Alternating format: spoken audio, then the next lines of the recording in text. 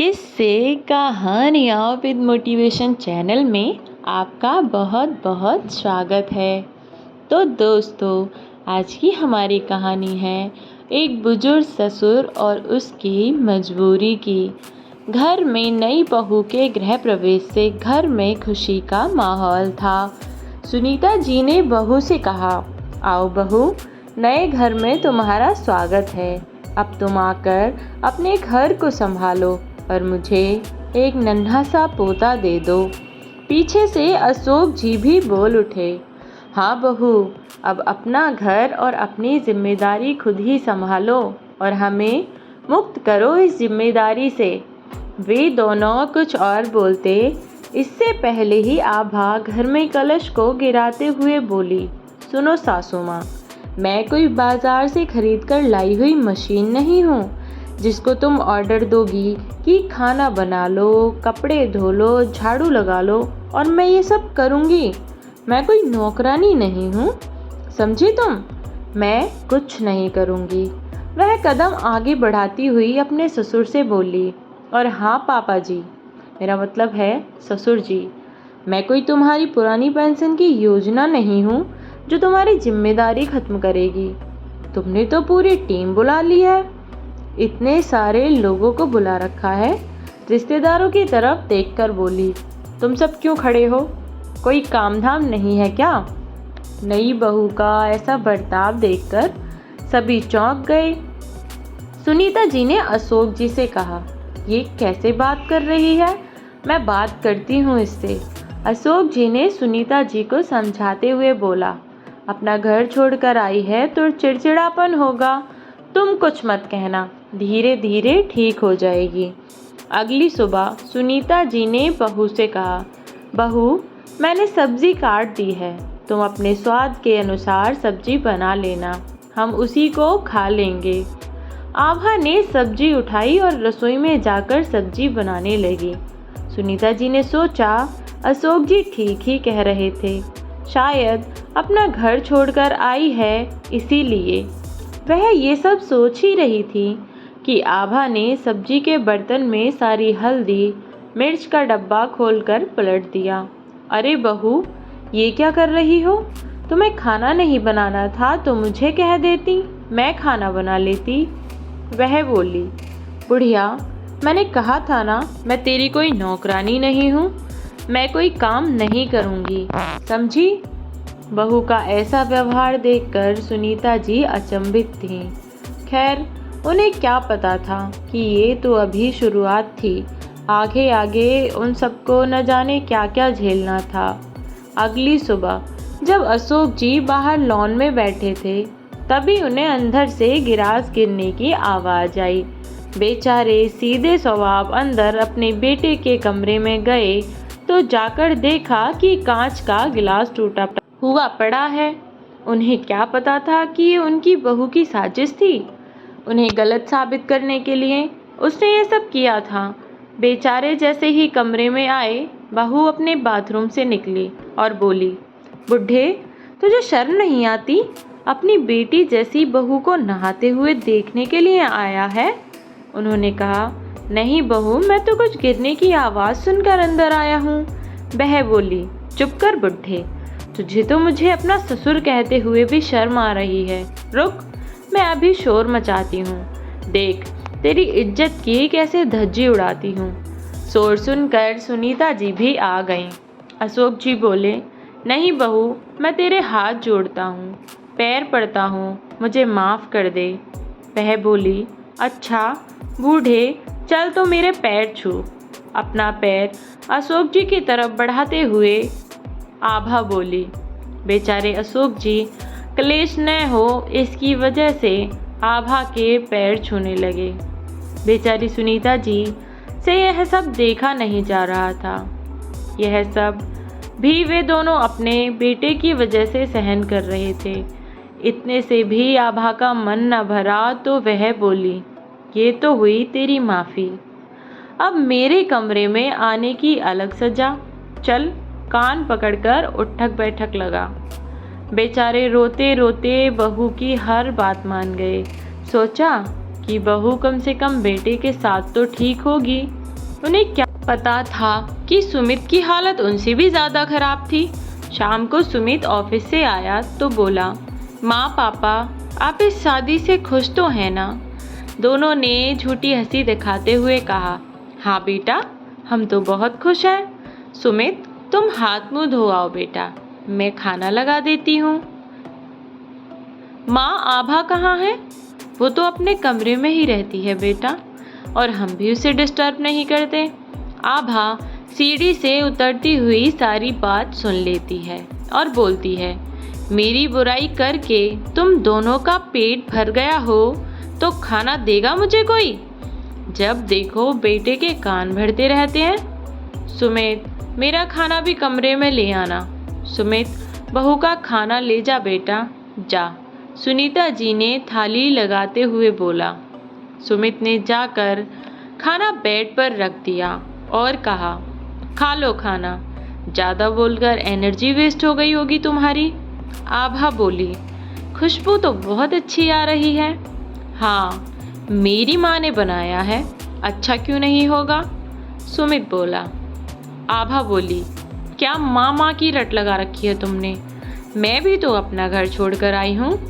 उस बुढ़िया बुढ़े के अलावा तुम्हें कुछ और दिखता नहीं है क्या? सुमित बोला, बहुत हो गई तुम्हारी बदतमीजी, खबरदार जो मेरे माँ पापा के बारे में कुछ भी बोला तो। सुमित गुस्से से बोला। आभा ने भी गुस्से में कहा, अगर ज़्यादा कुछ बोला तो मैं तुम्हें तलाक दे दूंगी और सारे मोहल्ले में तुम्हें बदनाम कर दूंगी। ये कहते हुए धक्के मारकर उसने सुमित को कमरे से बाहर निकाल दिया। सुमित सीढ़ी से नीचे गिरा तो सुनीता जी सुमित से बोली, बेटा सुमित तुम ठीक तो हो? हाँ हाँ माँ मैं ठीक हूँ, मेरा पैर फिसल गया था। सुमित बोला, माँ मैं अभी आता हूँ, कहकर वह बाहर गया। अब उसके माता पिता सोचने लगे, हमारा बेटा इस शादी से खुश तो है, कहीं वो हमसे कुछ छुपा तो नहीं रहा है। सुनीता जी सुमित की चिंता करती हुई बोली। अगली सुबह बाहर से आवाज़ आई, ससुर जी ओ ससुर जी। अशोक जी बाहर आए तो देखा आभा ऑटो में कुछ सामान लाई है। बोली, चलो ये सामान उतार लो, वरना अपने बेटे से मेरी चुगली करोगे कि कुछ काम नहीं करती।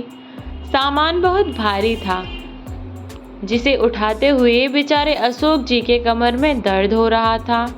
ऑटो वाले ने उनकी उम्र का लिहाज करते हुए बोला, अंकल जी मैं मदद कर देता हूँ। तो वह ऑटो वाले से बोली, तुमने सामान उतारने का ठेका ले रखा है? फिर ससुर जी की ओर देखते हुए बोली, और तुम मुँह क्या देख रहे हो, सामान उतारो।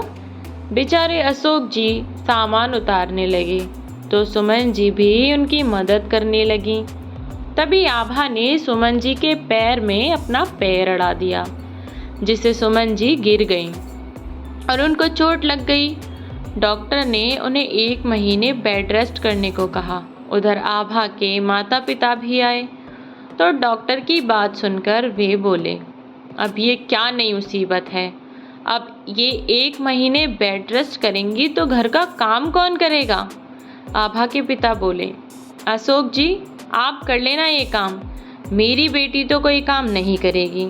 सुमित कुछ कहता उससे पहले अशोक जी ने उसको रोक दिया। बेचारे बुढ़ापे में सारा दिन काम करते, झाड़ू पोछा बर्तन कपड़े सारा काम, यहाँ तक कि खाने की थाली भी आभा के कमरे में पहुँचा कर आते। इतने पर भी बहू खरी खोटी सुनाने का कोई मौका नहीं छोड़ती। एक दिन अशोक जी पोछा लगा रहे थे कि तभी सुमित आ गया। अपने पिताजी की ये हालत देखकर सुमित बैग रखते हुए बोला, पिताजी आप बैठो, ये काम मैं करता हूँ। इतने में आभा बाहर से आई और गंदी चप्पलों से सारे घर में घूम गई। जब सुमित ने उसकी तरफ देखा तो बोली, क्या देख रहे हो, पोछा लगाओ पोछा। सुमित को फिर अशोक जी ने रोक दिया। उधर आभा के माँ बाप उसको डांटने की जगह उसे उल्टी सीधी शिक्षा देते।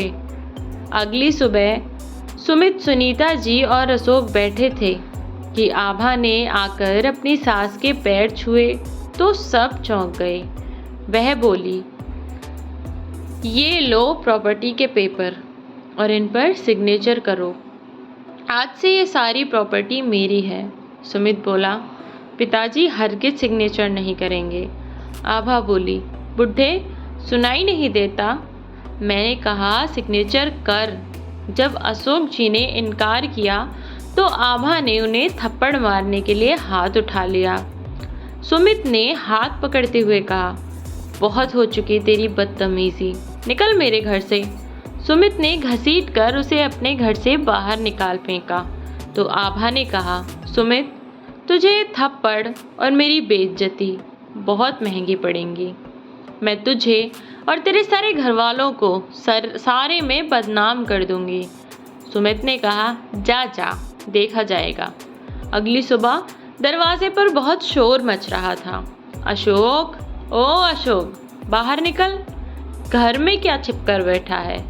आभा का पिता चिल्लाया। शोर सुनकर वे तीनों लोग बाहर आए। क्या हुआ भाई साहब? अशोक जी ने कहा, क्या हुआ? तुमने मेरी बेटी को मार पीट कर भगाया, ऊपर से उसको सारे दिन नौकर की तरह काम कराते हो, अत्याचार करते हो। शोर सुनकर सारे पड़ोसी इकट्ठे हो गए। हद तो तब पार हो गई जब आभा के पिता ने उसके ससुर को पकड़कर थप्पड़ मारा।